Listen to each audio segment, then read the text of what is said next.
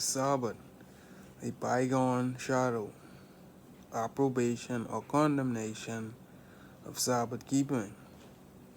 Having refuted the theological speculations of the Colossian false teachers by reaffirming the supremacy of Christ and the fullness of his redemption, Colossians 2 verses 8 to 15, Paul turned to some practical aspects of their religious practices, saying, "Therefore, let no one pass judgment on you in questions of food and drink, or with regard to a festival, or a new moon, or a Sabbath. These are only a shadow of what is to come, but the substance belongs to Christ." Colossians 2 verses 16 and 17. Historically, this passage has been interpreted that Paul here abolished the Sabbath by the name and called it a bygone shadow because the body, which is Christ himself, has come. To test the validity of this traditional interpretation, we will consider the following questions. Is Paul warning the Colossians against the practice of eating, drinking, festival, new moon, and Sabbath as such, or against those false teachers who are imposing regulations on the manner of the observing these practices? What is the nature of the regulations? Are they derived from Mosaic prescriptions or from a syncretistic ideology? Warning against false teachers. The statement, "Therefore let no one pass judgment on you," has been traditionally interpreted as a warning from Paul against the 5 mentioned practices. This interpretation is totally wrong, because in this passage Paul is warning the Colossians not against the observance of these practices as such, but against anyone who passes judgment on how to eat, to drink, and to observe sacred times. Note should be taken of the fact that the judge who passes judgment is not Paul, but Colossian false teachers who impose regulations, Colossians 2 and verse 20, on how to observe these practices in order to achieve rigor of devotion and self-abasement and severity to the body, Colossians 2 verses 23. The judge is likely to be a man of ascetic tendencies who observed to the Colossians eating and drinking. The most natural way of taking the rest of the passage is not that he also imposes a ritual of feast days, but rather that he objects to certain elements of such observation. Presumably, the judge wanted the community to observe these practices in a more ascetic way. Severity to the body, verses 21, Colossians 2 verse 21 and verse 23. To put it crudely, he wanted the Colossian believers to do less feasting and more fasting. Implicit approbation. By warning against the right of the false teachers to pass judgment on how to observe festivals, Paul is challenging not the validity of the festivals as such, but the authority of the false teachers to legislate on the manner of their observance. The obvious implication then is that Paul in this text is expressing not a condemnation but an approbation of the mentioned practices, which include Sabbath keeping. It is noteworthy conclusion, in spite of his view, that Paul did not expect Gentile converts to observe the Sabbath. He writes here again, Colossians 2 and verse 16. Then it seems that Paul could happily countenance Sabbath keeping. However, we interpret the situation. Paul's statement, "Let no one pass judgment on you," indicates that no stringent regulations are to be laid down over the use of festivals. In the light of these observations, we conclude that in Colossians 2:16, Paul expresses not a condemnation but an implicit approbation of practices such as Sabbath keeping. The nature of the regulations, syncretic practices. What is the nature of the regulation promoted by the false teachers regarding the way to eat, to drink, and to observe festival? Regretfully, Paul gives us only few hints. He mentions that they consisted of self-abasement and worship of angels, rigor of devotion, severity to the body, Colossians 2:18 and 23, and that they taught, do not handle, do not taste, do not touch, Colossians 2 and 21.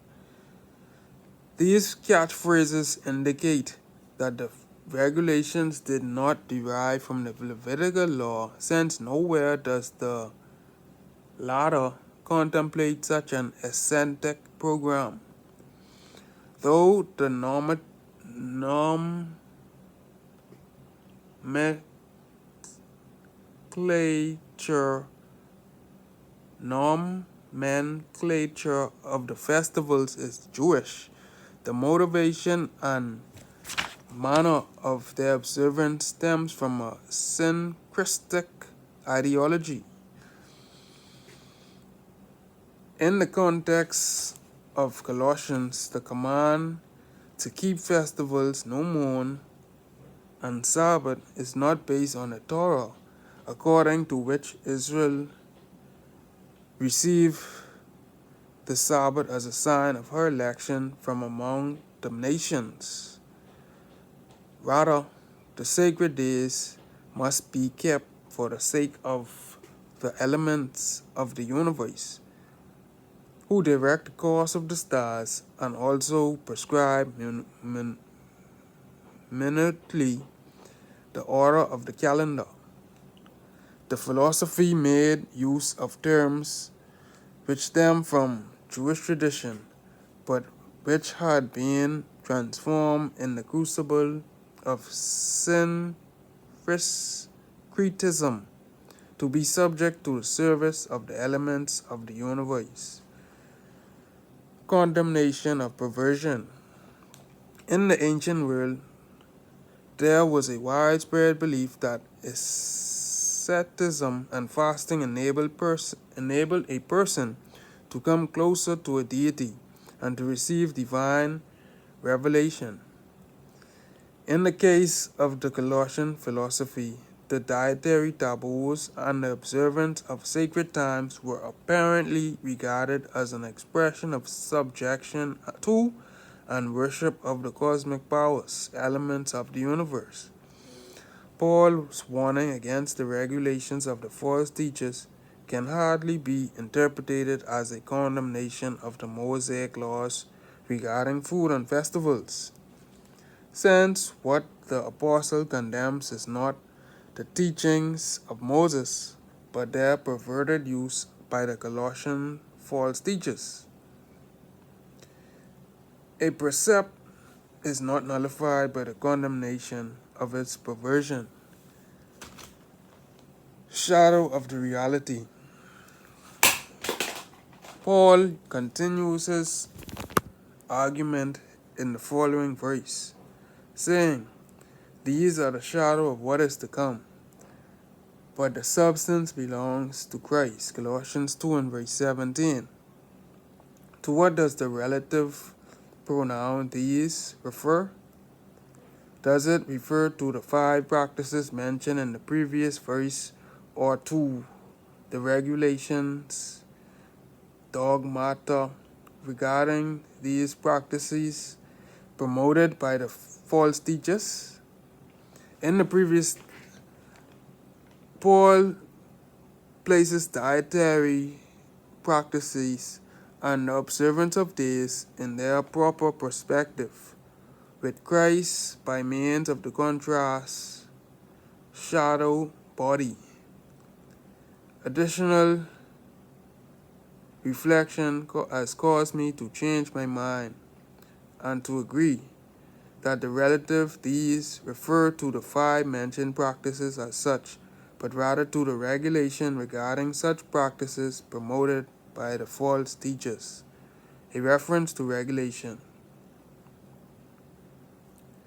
This conclusion is supported by 2 considerations. First, in verse 16, Colossians 2, Paul is not warning against the merits or demerits of the Mosaic law regarding food and festival, but against the regulation regarding these practices advocated by the false teachers. Thus, it is more plausible to take the regulation rather than the actual practices as the antecedent of these. Second, in the verse that immediately follow, Paul continues his warning against the deceptive teachings, saying, for example, let no one disqualify you, insisting on self-abasement, for chapter 2, verse 18. Why do you submit to regulations? Do not handle, do not taste, do not touch. Colossians 2, verses 20 to 21. Since what precedes and what follows the relative pronoun these deals with the regulations of the Colossian philosophy, we conclude that it is the latter that Paul describes as a shadow of what is to come. Colossians 2 verses 17. Presumably, the proponent of the Colossian philosophy maintained that their regulation represented a copy which enabled the believer to have access to the reality, fullness. In such a case, Paul is turning their argument against them by saying that their regulations are only a shadow of what is to come, but the substance belongs to Christ. Chapter 2, verse 17. By emphasizing that Christ is the body and the head, verses 17 and 19, Paul indicates that any shadow cast by the regulations has no significant value. In light of the above indication, we conclude that what Paul calls a bygone shadow is not the Sabbath, but the deceptive teachings of the Colossian philosophy, which promoted dietary practices and the observance of sacred times as auxiliary aids to salvation. The Sabbath in Colossians.